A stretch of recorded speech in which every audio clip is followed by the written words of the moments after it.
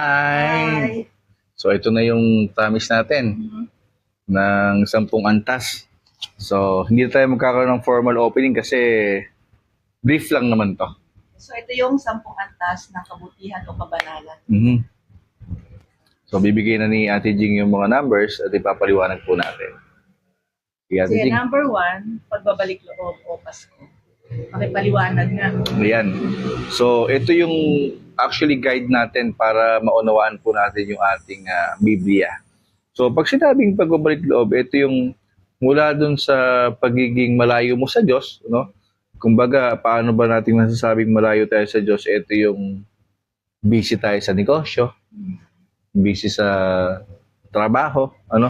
Ano man yung nakapagpapalayo sa atin sa pakikipag-ugnayan sa Diyos, ano? Yun po yung nagiging dahilan ng pagkakalayo natin. At ngayon, kung gusto mo ulit na makipagrelasyon sa Diyos, yun na yun. Magbabalik loob ka o yung tinatawag natin na Pasko kasi gusto mo muling magsilang ng Jesus na kabutihan. Tunay na kabutihan. So dahil sinabi mo yung muling pagsilang, Mhm. ibig sabihin ay naging mabuti ka naman noon. Oo Kumbaga, naman. nakapagbigay ka rin naman ng oras sa Diyos noon, Mhm. kaya lang nahinto. Ganun ba yun? Mhm. Pwede nating sabihin na normal sa taong mabuti tayo kasi lahat ng tao pinanganak ng perfect talaga. Due to the environment lang, yun yung nagpapasama eh. Di ba? Pero hindi naman natin sinasabi na nagiging totaling masama tayo, kundi nakakalimot po tayo. So pag nakakalimot, kailangan magbalik loob para muli gumawa naman tayo ng para sa Diyos. Ano yung halimbawa nakakalimot ka? Ultimo yung pagsisimba, nakakalimutan mo nang gawin. So yun yun. Ibig Dati naman, di ba, dati naman nabibigyan mo ng oras ang pagsisimba. Yes. Kaya Yes. lang dahil siguro may ibang humahatak sa'yo, Mhm. mas pinaprioritize mo yun. Yes. Depende na lang talaga kung ano yung nakakahatak sa atin. Sabi nga natin, wala namang iba kundi KKK yan eh. Kayamanan, kapangyarihan, karangalan, yun lang naman. So yun yung ating number 1, pagbabalik loob, meaning gusto mo ulit na makipagrelasyon sa Diyos, gusto mo ulit na gumawa ng kabutihan para sa Kanya kasi nakakagawa naman tayo ng kabutihan eh. Kaya lang karaniwan, pang sarili. Okay. Lilinawin lang natin na yung trabaho o negosyo ay hindi masama Mhm. dahil yun ay kailangan natin para mabuhay tayo. Yes. Kaya lang, huwag naman na yung kayamanan ang magkocontrol ng buhay natin. Yes, tama. Lalo na yung oras natin para sa Diyos. Yes. So, ganun lang naman. Madali lang dahil sa Pasko, ba't natin tinatawag na Pasko? Gusto mong gumawa ng kabutihan at ang mga tao pag Pasko, lahat mababait. O, yun. Mapagbigay. Totoo yan. O, yun yung number 1, tandaan, pagbabalik loob, o Pasko. Kasi gusto mong muling makipagrelasyon, gusto mong muling magsilang ng tunay na kabutihan. Okay. So, Number 2 yes. ay panata o pangako. Ayan. O ano naman yun? Bakit sinasabing panata o pangako? Kasi, di ba pagka nagbalik loob ka, ay naku Lord, promise, simula ngayon, gagawin ko na ito. Or, simula ngayon, hindi na ako, ayan, marami yan. Halimbawa, palamura ka, hindi na ako magmumura. Pipilitin ko pong hindi magawa yan. Ano pa? Promise po, hindi na po ako magsusugal. Babawasan ko na po inom ko. Ayan. Hindi na po ako, ano pa ba pwede nating sabihin? Hindi na po ako maninismis. Pwede ba yon? Oo naman. Pwede. O babawasan mo ng konti kung hindi Oo. mo pa. Hindi naman natin talaga totally kayang alisin ng isang kasalanan ng isang iglap lang.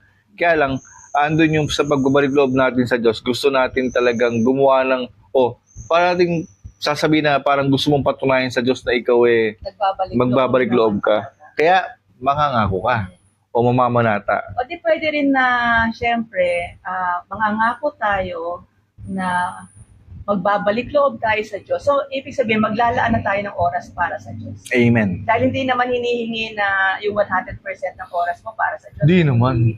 Diba? Hindi naman. Paglaanan lang natin ng oras, yung pagsisimba, kagawian na rin natin, at kung magagawa natin na magkaroon ng extra na mag-volunteer sa simbahan, Yun yung mga papangako mo. pwede natin ipangako yun. Yun yung ipapangako mo. Pero meron daw, di ba, may mga maliliit nakabutihan na pwede naman nating gawin Mhm. as a start, di ba? Mhm. Gaya ng pagsa-sign of the cross.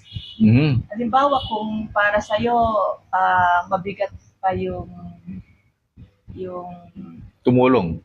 tumulong, O kaya mag-donate sa mga nasasalanta ng bagyo. pwede kaya sabihin natin, "Oh Lord, bago ako matulog, magsa-sign of the cross ako." Pwedeng-pwede po. Kaso ang problema, ang tanong, madali ba yan? Sign of the cross? Madali. Madaling gawin, pero Pero- minsan makakalimutin ka. Hindi nga minsan mas madalas pa nga nakakalimutan natin. So kumbaga, ang sinasabi naman po ng ating atikis sa ating Jing ay mangako ka nung kaya mong gawin.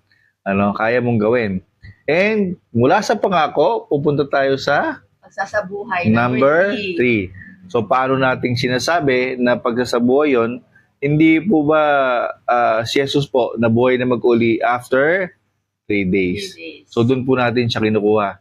Paano natin ipapaliwanag ang mga pinangako mo, sana po ay maisabuhay mo siya. And of course, pag nangako ba Ate Jing, ano pangako? Kasama o kabutihan? Dapat kabutihan ng papangako. Kabutihan. At kung mula umaga hanggang gabi, sabi natin nung nakaraan, puro kabutihan yung ating ginagawa, ang atin pong magiging kaligtasan ay magaganap. Kaligtasan saan? Paggawa ng masama. Ayan. Kaya ngayon, pupunta tayo sa number 4. Kaligtasan ng sarili. Yan yung numero ng Hudyo. Ayan. Diba? Bakit natin sinasabing numero ng Hudyo? O again, disclaimer po ito. Baka mamaya magkagulutan na naman tayo. Hindi po namin sinasabi na kami ulit yung tama dito. Pero ba't po namin sinasabi? Kinukuha namin siya as guide para po mas madali namin maunawaan yung Bible. Kung hindi po sa inyo okay, o di huwag niyo pong kuhanin. Kaya lang sa amin po, para mas dali namin makuha yung sinasabi ng gospel. And again, sabi nga po ni Father Judge dito, wag lang natin i-claim na tayo yung final say, kagaya ng sinabi ng ating author ng Bible. Walang iba kundi ang Diyos. So ngayon, sa panahon po ng mga Hudyo kasi, parang ganito yan. Sila po yung mga pinakamataas ang aral talaga, di ba, Ate Jing? Yung mga pariseyo. Yes. And pagka, yes, of course, yung scribe, yung mga tagasulat, para mga sekretary yan Halimbawa, ang pariseyo ay ako, si Ate Jing, bawat sinasabi ko, siya po yung nagsusulat. Okay, siya po yung scriba. Okay? So ngayon, bakit sinasabing numero ng Hudyo yan? Kasi po, totoo naman, tayo pong lahat ay gusto naman natin talagang maligtas yung ating mga sarili.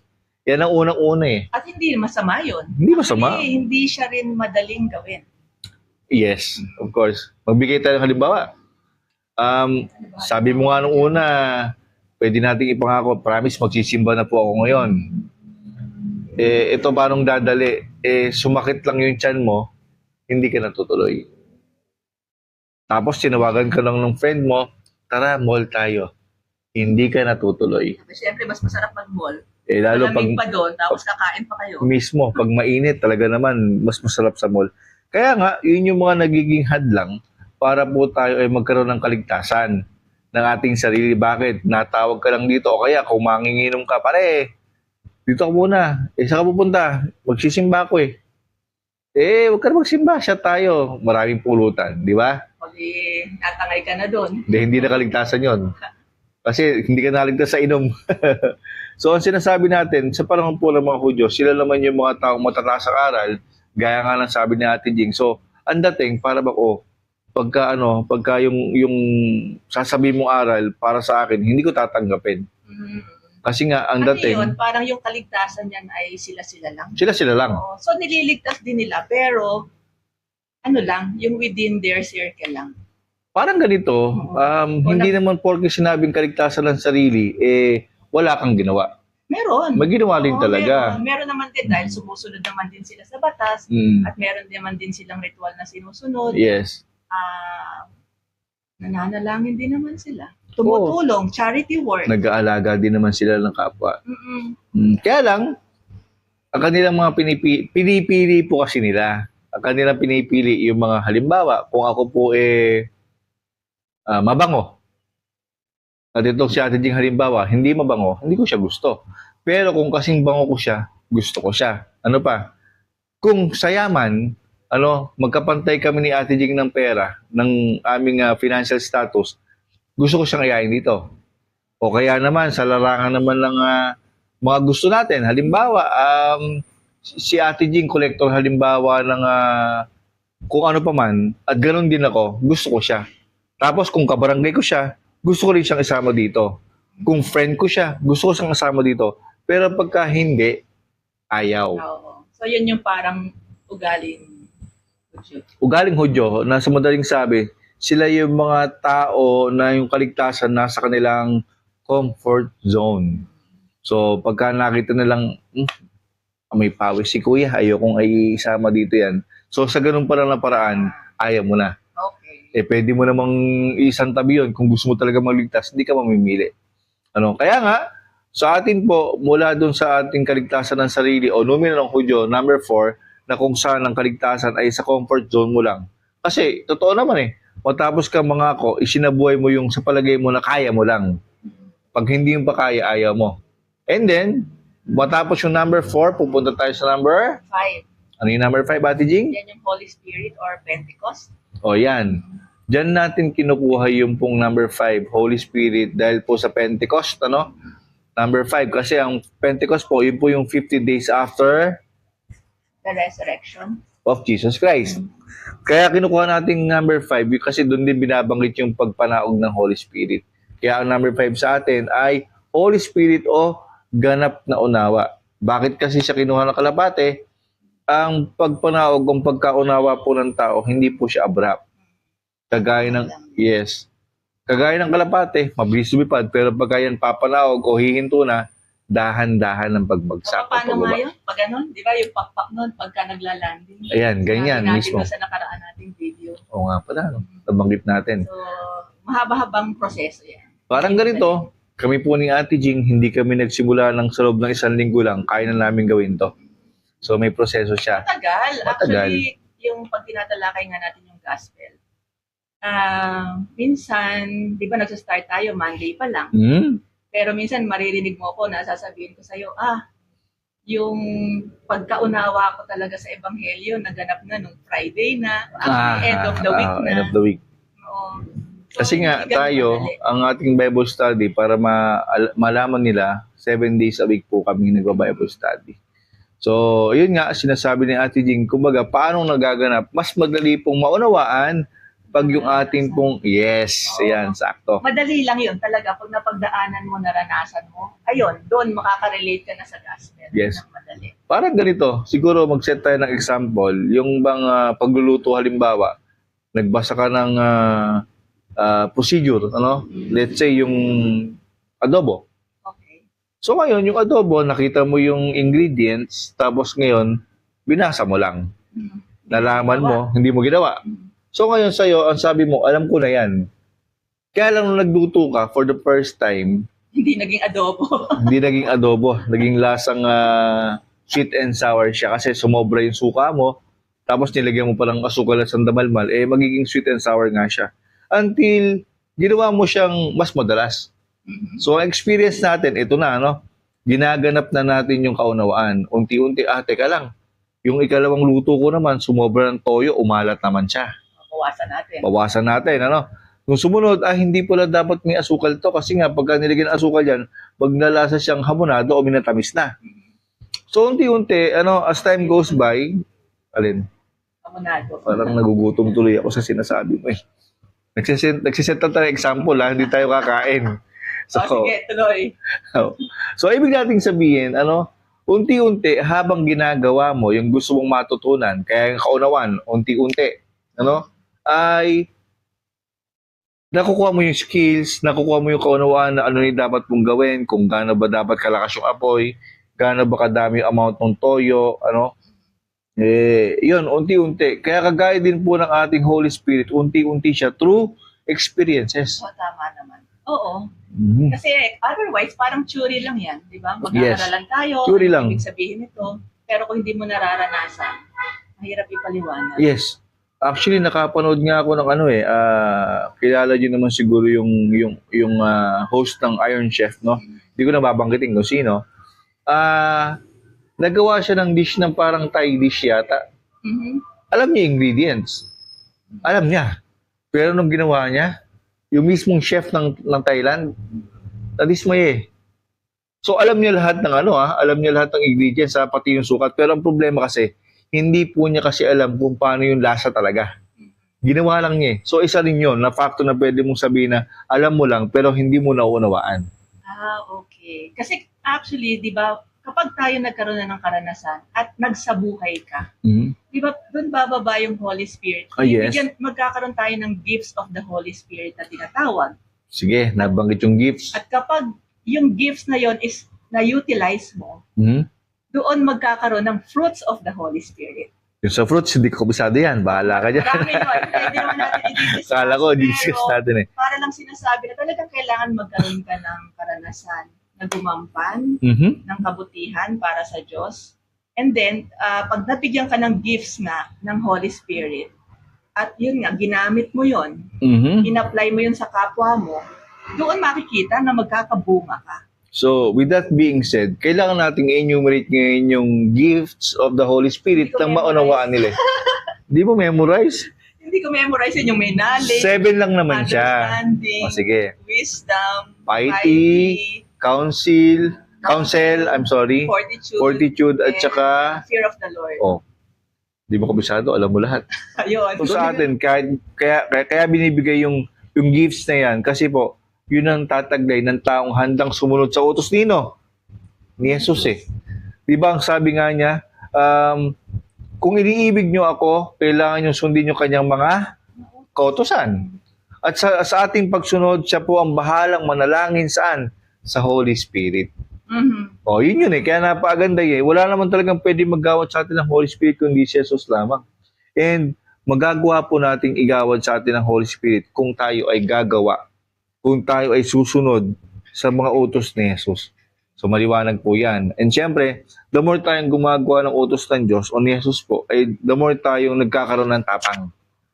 The more tayong naniniwala na, hindi yung tapang para magpag-away yung tapang na ito po, yung ginagawa ko lahat ay tama para sa iyo. So yan yung tinatawag nating fortitude. Fortitude. And the more tayong sumusunod sa kalooban ng Diyos, sa kanyang mga utos, the more tayong binibigyan ng biyaya ng Holy Spirit. Yung 7 na yan. Yung fruits po, saka na yan. Marami yan. 14 ba yun? 12? Ilang ba yun? Yan yung may mga chastity, charity. Mahirap siya. Peace. Sa ngayon, ito muna tayo. Gentleness, yung mga ganyan yun. So mula po sa number 5, yun yung Holy Spirit o ganap na unawa. Bakit ganap na unawa? Ginanap mo yung kaunawaan. So ngayon, dadako naman tayo sa number 6. Kaligtasan ng iba. At mula sa number 5, ano ba yung ganap mong naunawaan? Kaligtasan. Ngayon, syempre, di ba? Pagka ganitong unti-unti natututo ka na, unti-unti masaya ka na dahil bakit? Mula umaga hanggang hapon, hanggang gabi, bago matulog, kabutihan na sa isip mo, masaya ka. Oo naman. So, ang kaligtasan, pagka mula umaga, kabutihan, hanggang gabi, naligtas tayo sabi mo nga, Sa paggawa ng masama. Paggawa ng masama. Kasi kabutihan na nga yung ginagawa natin sa buong maghapon. ang gusto mo ba, ikaw lang? Siyempre gusto natin na makapagligtas din ng iba para maramdaman na rin nila yung kapayapaan ng damdamin Yes. kapag gumawa rin sila ng kabutihan. Yes. So, yun yung gusto mong hindi lang ikaw, pwedeng, yung best friend ko, sama ko dito. Yung nanay ko. Oo, family muna, di ba? Yes. Family, Yun. Dapat talaga, family muna. kapatid. Dapat. Kaya lang kuminsan, naiuhuli mo siya dahil totoo lang, pinakamahirap ayain o akayin ang pamilya. Bakit? Kilala ka niya. Naku, ayain mo ko dyan sa bahay lang, wala kang ginawa kundi magmura ka. Naku, ba't ako sasama sa'yo? Kitang-kita ko ikaw yung una-unang naninira doon sa kaklase mo. Di ba? So, yun yung Kasi pinakamahirap. kapag nakita nila yung kahinaan mo, tapos nagbago ka, Hindi sila maniniwala. matagal bago sila maniwalang nagbago ka na. Totoo yan. At talaga yung paghuhusga hanggang huli yan kung ikaw ang nakita nilang pinakapasaway na anak, kahit na anong ipakita mo, yung efforts mo, masama ka pa rin sa paningin. But wait, sabi nga ni Father Marlo kanina sa kanyang misa, ganyan talaga ang ibig lumapit sa Diyos. Uusigin. Uusigin, hindi ka paniniwalaan, At gagawa ka lang hindi maganda. Matuwa kayo pag dinadaanan nyo na po yan. Kasi ibig sabihin po, tama yung ating ginagawa. So, sabi... Parang bumalik yung gospel na yun. Ano? Kasi Sunday gospel yun, pero... Nagulat nga. Ano yun? Saturday po ngayon. Naulit siya, pero hindi siya yung buong gospel. Yung kapupuotan ng tumakas kayo sa lungsod. Wala pong gano'n. Automatic, nag-start tayo sa... yun na nga yung binabatikos na... Yun na nga yun. Beelzebul agad. So, ayun. Teka lang, mawawala tayo. Baka mapaliwanag natin yung gospel na naman. Balik tayo sa number 6. Kaligtasan ng iba. Kasi syempre, sabi nga natin, kung naunawaan mo na mula sa number 5, ginanap mo na, attend na ako ng misa, makikinig ako sa mga Bible talks, makikinig ako sa mga usapang tungkol sa Diyos, unti-unti, nakakalimutan mo ng gumawa ng kasalanan. Hindi naman actually kasalanan kung minsan, kundi yung nakakalimutan mo ng mag-isip ng aagaw ng attention mo para malayo ka muli sa Diyos. At mula doon, sa number 6, kaligtasan ng iba, ito yung hindi mo naman talaga ayain yung mga kagalit eh. Hindi pa. Pero may dagdag lang ako doon sa kaligtasan ng iba. Bago tayo makapagligtas ng iba, di ba kaya nga dumaan muna tayo sa number 3, yung pagsasabuhay. So, ibig sabihin, para natin maakay ang ibang tao, kailangan makita muna nila sa atin na tayo ay talagang nagsasabuhay naman. Tunay, yung ating hangarin. Otherwise, sasabihin sa'yo, ay, nangangaral lang yon pero hindi naman ginagawa yung pinapangaral niya. So, sabihin mo nga muna, gawin mo nga muna yung sinasabi mo, bago ka mag-ayaya dito. Naku, naranasan ko yun eh. Kaya ito po ay mahabang proseso din. Kung makikita natin or sinasabi nga natin ito ay 10 antas, pero yung from 1 to 10, parang it would take a lifetime eh. Oo naman. Minsan, hanggat buhay ka. Hindi naman natin maaabot yung sukdulan na rin. Hanggat buhay ka. Oo. Hanggat buhay ka. Hindi pa pwede siyang mangyari ng abrupt lang na within na, tulad ako, 43 na ako, Hindi yan pwede ng 3 taon lang ako dito sa aralan o sa Bible study, nababago agad yung hindi po, kasi yung mga nakasanayan mo, mahirap tanggalin. So, pwedeng magstay tayo ng matagal sa pangako. Pangako ng pangako, lagi naman napapako. So, hindi ka na... Hindi masama yun. Hindi ka na nakakalipat doon sa... Susunod na antas. Sa number 3, yung pagsasabuhay. Hindi masama yun, pero mahiya ka naman. Hanggang kailan ka mangangako. Ganun po, di ba? So, sa atin, dapat makitaan ka nga. Kaya siya sabi ni ate kanina, ay hindi ka na pwede mag-aya dito ng teka, ayain mo ko dyan. Ikaw kanina, kasasapak mo nga lang doon sa kasama natin kanina. O, yung mga ganun ba? Yan. So, malinaw naman na sa atin yung number 6, kaligtasan ng iba. So, pupunta na tayo sa number 7. Pero teka muna. Mula sa number 4, dagdagan lang natin okay, sige. Mula sa number 4, comfort zone yan. Ngayon, pagpunta mo sa number 5, nakita mo, mahirap na yan eh. Kasi ginagawa mo na siya, nagliligtas ka na ng iba. I mean, nagligtas ka na, tama, nagligtas ka. Kaya lang kasi, yung niligtas mo sa number 5, ay mga, yung komportable ka nga lang. Comfort zone. So, pupunta ka na number 6, ito na yung hindi ka komportable. Kasi bakit? May time na, teka, gusto mo talagang maging alagad ng Diyos o magpunta ka sa ganito. May mga tao ko lang susundin eh. Magpapailalim ka na eh. So, meron na siyang meron ng feeling na hindi ka komportable. Kaya lang... May hirap na yan. May hirap na. Tulad dyan, halimbawa, magsisimba ka. Walang pamasahe yung gustong isama. Sino sasagot noon? Ikaw sasagot mo. Ayun nga, di may hirap na. Lalo pa kung hindi naman din malaki yung kinikita mo. Kaya, hindi na siya komportable at lalo na yung susunod sa ating 10 antas na ika-number 7. Ano yung number 7 natin? Ito yung numero ni Jesus. Perfect number. Kaligtasan ng lahat. Total, nakakarami na ako. Tatanungin natin si Ate Jing, bakit kaligtasan ng lahat at bakit perfect number yan? Di ba ito nga yung sinasabing numero ni Jesus na kahit i-google natin, talagang lalabas yung number 7 as yung number niya. Yes. Di ba kaligtasan ng lahat ay inubos niya ang sanlibutan? Lahat-lahat na. Yes. Pero kung i-apply natin sa ating sarili, syempre hindi naman tayo pupunta sa Africa para makapagligtas doon, hindi naman tayo pupunta sa Amerika para masabi na natin, naligtas na namin yung ng lahat ng lahi sa buong mundo. Kung hindi ito yung mga taong napakahirap akayin. Bakit mahirap? Siyempre, kagalit mo na, di ba? Yung parang tinakwil ka o Ginawan ka ng hindi maganda. Ginawan ka ng hindi maganda. Sinaktan ka. Tapos parang may ginawa sa'yo na like, yung paninirang puri. Yes. Kasi yun, hindi na yan maibabalik. Once na nasira ka na, di ba? Mhm. Napakahirap ng i-correct yun. Yes. Kaya pwede natin sabihin kaligtasan na rin ng lahat yun. Yes. Totoo naman. Ikaw ba, kung gusto mo ayaw magligtas ng iba, yung bang kagalit mo, liligtas mo, At siyempre saka hindi. di ba, pagka sobrang nasaktan ka, iisipin mo pa ba na, ay sana mapunta rin siya sa langit. Ay, hindi. Eh di ba hindi? Kaya Automatic yan, sasabihin mo, buhay pa yung hayop na yan, sinusugi sa impyerno. Excuse me po, ano lang yun, baka mamaya. Hindi, Yun yung kaya- sinasabi natin. Oo, parang sinasabi lang dito, hindi madali yung magligtas ng lahat. Totoo. Dahil kasama na rin yung mga kagalit mo, yung mga galit sa'yo, yung mga nakasakit sa'yo, yung mga nagpahirap sa'yo, Sa totoo lang matatawarin mo at ililigtas mo pa. Amen. Sa totoo nga lang, yung number 4 pa lang, kaligtasan ng sarili, mahirap na Oo naman kasi Di ba? Yung pa kayang lahat. sa 4, nag-aakay ka na rin ng iba dyan. Yes, yes, Nag-aakay yes, ka na yes. rin pala. Yes. Oo, nag-aakay na rin. Kaya lang yung sa sinasabi kasing iba, kung minsan kasi ito yung mga hindi ka na kasi talaga komportable. Natanaw mo yung ibang barangay, may mga nakita ka doon na parang kailangan nila ng pag-aakay, yun, gagawin mo na. Pero this time, sa number 7, sabi nga ni Ate Jing, ito yung mga taong nanakit sa'yo. Kaya lang, level po ninyo yun Yes. ni Jesus. Hindi pa tayo Jesus hindi pa. Pwede kang nasa number 1 pa rin tayo hanggang ngayon, nagbabalik loob pa rin, nangangako pa rin, na wala pang naisa sa buhay. Kumbaga, Diyos po yung nakakaalam kung anong antas tayo. Pero, bakit natin binabanggit to? Para may guide lang. Guide lang naman. And then, from number 7, kung Jesus na ang puso mo, pupunta ka sa number? Number 8, Ano yung number 8? ilusyon. Bakit ilusyon?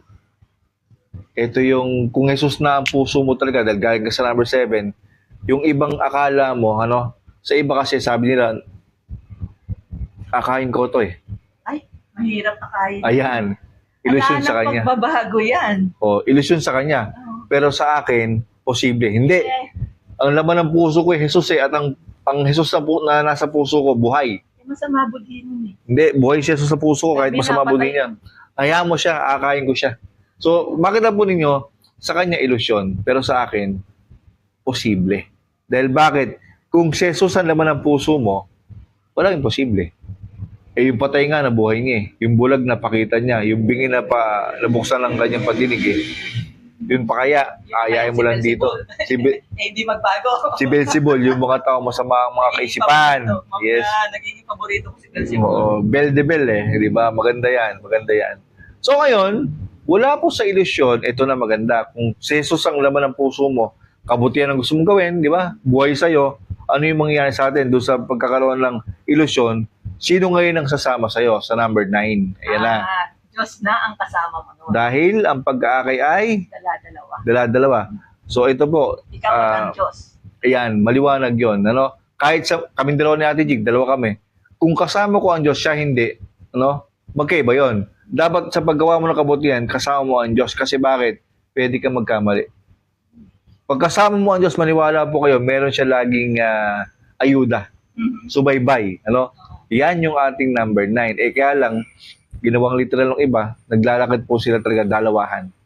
So wala kaming binabanggit, Meron din akong ibang point of view dyan. Yes. Ang dagdag lang naman, since wala namang mali dito at sariling reflections lang din. Yes. Kanina kasi nabanggit yung ilusyon, na kahit napakahirap akayin, pero ikaw, positibo ka pa rin na kayang-kaya mo siyang akayin.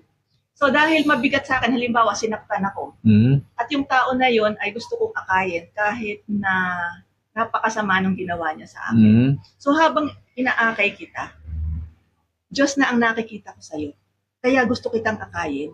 Yung sama ng loob ko, Malalim na yan yung sama ng loob ko ay kaya kong labanan dahil, di ba ang sabi nga, ang kapatid natin, kung ano man ang ginawa natin sa kapatid natin, ginagawa natin kay Jesus. Oo. So, sa pag-aakay, nakikita ko na sa'yo si Jesus. Amen. Dalawa na kayong magkasama. Ibang point of view lang naman. Hindi, tama naman yun. Kaya lang kasi, bakit ko sinabing malalim, mahirap po kasing gawin yun.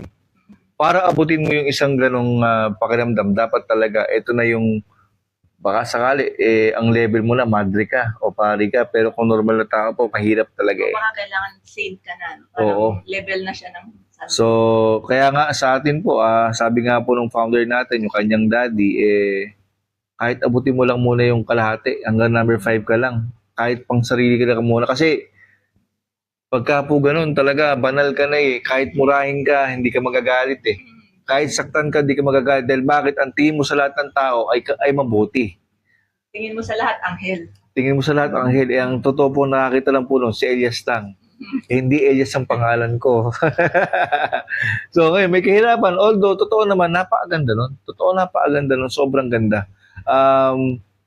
Sana nga dumating sa atin yung ganung pagkakataon na talaga namang kahit na sinasaktan ka na, mahal mo pa rin. At makita pa rin natin ang mukha ng Diyos sa kanya. Oo, tama, tama. Sabi nga ni Father Jets dito kagabi ay lahat po tayo ay nilikha sa wangis niya. Kaya lang, saan mo ba siya pwede maging kawangis? Alangan namang kamukha ko ang Diyos, di ba? Katangian. Sa katangian. Tsaka sa kalinisan sana ng puso. Mahirap-hirap yun. So, from number 9, napakahirap nun. Pero, kung pipilitin natin magawa ng kabutihan para sa Diyos, maniwala kayo, ikaw at ang Diyos sa mag-aakay, susubaybayan ka niya, sasamahan ka niya. Sasamahan ka niya. Mula sa number 9, pupunta tayo sa number 10. Okay, so ngayon, tatalakayin natin yung number 10, number ni San Jose. San Jose. So, itong number na ito, kung titignan natin, pwede nating sabihin as guide natin sa 10 antas ng tao tungo sa kabutihan ay ito yung totality na dapat nating masundan bilang tao. O kaganapan sa Tagalog. Kaganapan, yes. Kaganapan ng ano? Kaganapan ng Pagsunod tunay na pagsunod sa Diyos. sa Diyos. Amen. So bakit ganon? Paano nangyaring ganon? Di ba, kung mapapansin natin, wala ka mababasang mga kataga sa Bible na nagmula kay San Jose. Wala. Di ba, wala naman din talaga. Wala talaga. Pero, ang buong buhay niya, ibinigay niya para sa Diyos. Amen. Masasabi natin yon na isinang tabi niya ang sarili niyang mga pangarap noong tawagin siya ng Diyos para maging ama ni Jesus sa lupa. So, ibig sabihin, siguro pwede natin itong ipasok yung pinagdaanan ni Eva at Adan. Pwede kasi siya yung kabaligtaran. O siya yung kung opposite. i-compare mo doon sa ng tao. Oo. And sa tingin ko, ito rin pwede nating ipasok. Ano ba yung naging kasalanan ni Eva tsaka ni Adan? So dito, makita natin, si San Jose po, sumunod ng taos-puso. Sumunod ng hindi nagreklamo. Sumunod ng buong puso na wala ka man lang nakitang kahit na ano na pagtanggi. Yun nga alam mo, kahit na hindi naiintindihan ni San Jose, yung hiwaga ng pagkakatawang tao ni Jesus, di ba, hindi naman syempre niya nauunawaan yun, pero sumunod lang siya. Sumunod. Nagtiwala lang siya ng buong buo sa Diyos. Sumaliwanag din, ipapasok na rin natin dito, yung free will niya talaga kinalimutan niya.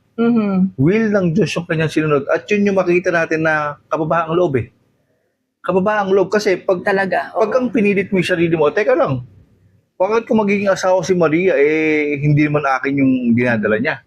O di ibig sabihin, doon pa lang kinukonta mo na yung Diyos sinabi nga sa kanya ng anghel, teka lang, yung dadalhin ni Maria, ikaw ang magiging katuparan ng pagsunod talaga sa Diyos. Dahil bakit? Pag pumayag ka, ibig sabihin, yung tagapagligtas ng tao, sisilang Kaya maganda rin talaga yung role niya, Kung nagpatukso siya, I mean, kung kagaya siya ni Adan at Eva na nagpadala sa tukso, yes, pwede rin niyang gamitin yon para humingi ng kapalit sa Diyos, di ba? tama. Kaso wala kang hiningi Pero ano yung ginawa niya? Naglakbay siya sa Bethlehem. Yes. Diba? Habang yung malapit ng mga anak si Maria. Kaya pwede mo sigurong sabihin na habang naghihirap si Maria, kasabay din siya Kasabay naghihirap din siya, oo. Kaya nga, sunod lang mahirap. ng sunod. Nung sinabi ng Diyos na kailangan tuliin at bigyan ng pangalan si Jesus. Di ba siya rin naman yung nagbigay ng ng pangalan. Yes. Tapos siya rin yung kasama ni Maria at ni Jesus para tumakas sa Ehipto. Para kasi nga protektahan papatayin sila. si Jesus nun Oo, kaya iniwas sila kay Herodes. Gumawa rin siya ng paraan So kumbaga sa atin siguro sa karagdagan nung ikasampu natin na ito yung magsasakripisyo ka para lang wag mamatay yung kabutihan sa puso mo. Dahil si Jesus yun eh. Sabi nga natin lagi, tanong natin na, si Jesus ba laman ng puso mo? Ang sagot naman natin lagi ay oo. Pero ang tanong, buhay ba? Eh yung ginawa ni San Jose, sa kababaang loob niya, para mapatunayang mahal niya ang Diyos, sumunod siya ng walang alinlangan, sumunod siya ng buong puso na hindi nagre-reklamo. Sumunod ng tahimik lang, Tahimik lang. na may kababaang loob. Nagtrabaho siya bilang karpentero para itaguyod naman din yung pamilya niya. Amen. At siguro talagang masasabi nga natin na binigay niya na ang buong sarili niya sa Diyos. Totoo yun Nang eh. tahimik. Dahil Totoo ayun, yun eh. yung tahimik, yung pagiging tahimik niya na yun, syempre, yun na yung kababaang loob na sinasabi mo nga kanina. Napagsang-ayon din. Mm. O sige, kung may sinasabi po kayo, amen. Ganun na lang.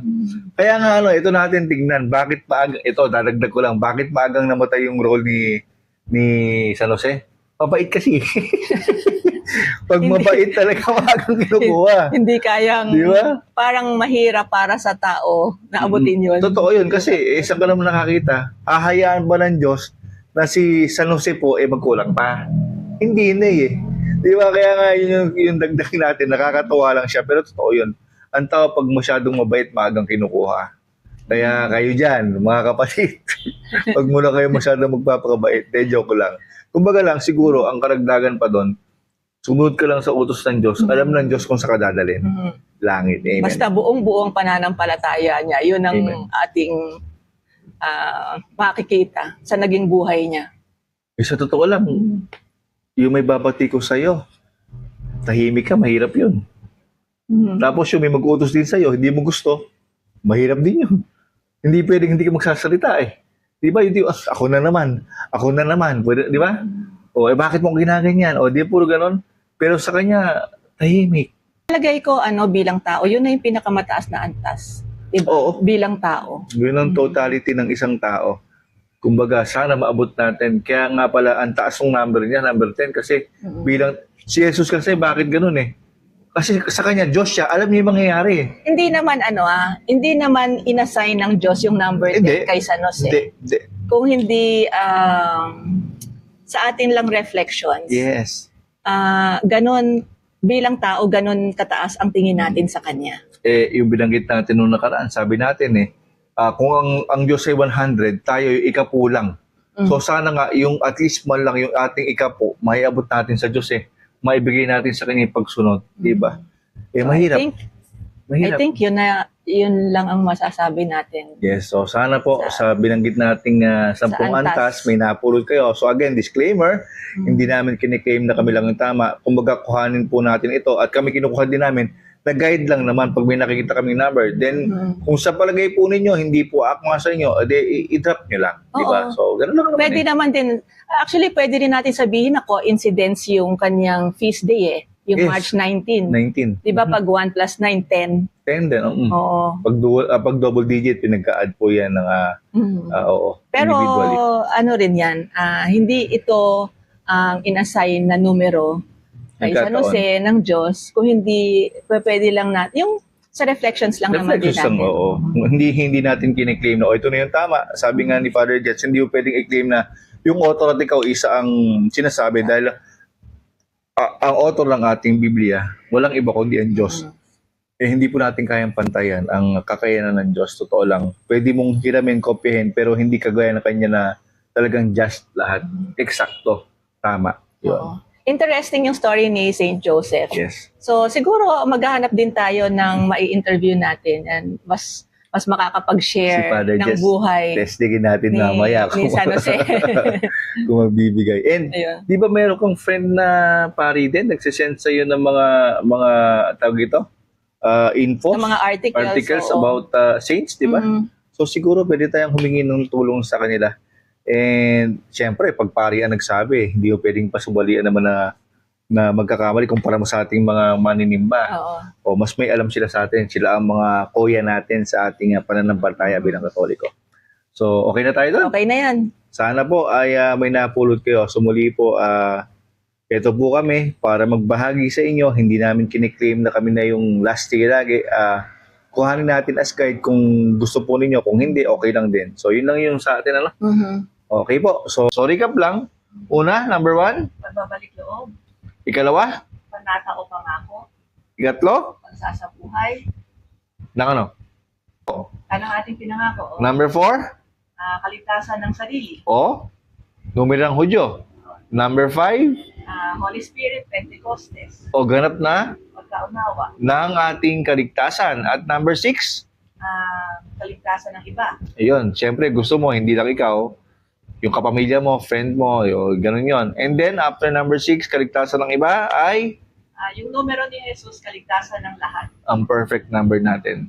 Na kahit yung kinainisan mo sa opisina araw-araw, naisip mo na, kailangan pala siya din, iligtas ko. Isasama mo yan.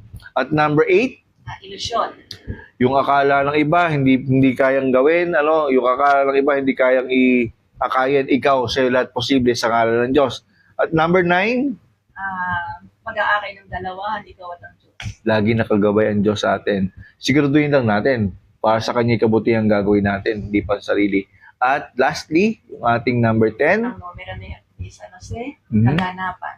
yung ating tatargetin yung puso ng ating kapwa para kumpunihin. Mahirap po yan. So, okay na tayo doon. Okay na, sana may natutunan kayo ngayong araw. Yes, ayan yung ating pinangako. Sana naman po may mapulot kayo at magawang guide. So, yun lang po yung ating naging talakay.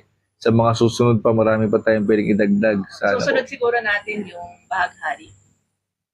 Bahaghari o rainbow. No? Rainbow.